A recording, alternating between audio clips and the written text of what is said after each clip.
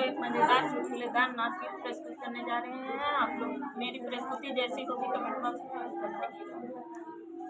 झेंगुर बोले झनकार दिलवा लागना हमार, कहिया अइबा दिलदार नाई हरवा में, कहिया अइबा दिलदार नाई हरवा में, नाई हरवा में हो नाई हरवा में, कहिया अइबा दिलदार नाई हरवा में। जेवना भाभी से जेवैबै अपने हाथ से खियैबै, रसबेनिया डोलैबै नाई हरवा में, रसबेनिया डोलैबै नाई हरवा में, रसबेनिया डोलैबै नाई हरवा में।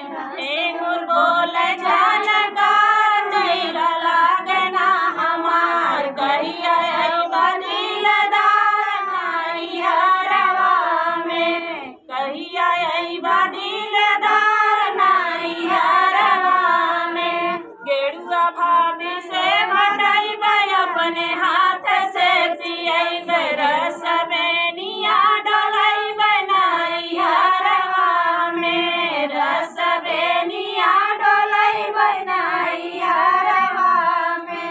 झेंगुर बोले झनकार दिलवा लागना हमार, कहिया अइबा दिलदार नाई हरवा में, कहिया अइबा दिलदार नाई हरवा में।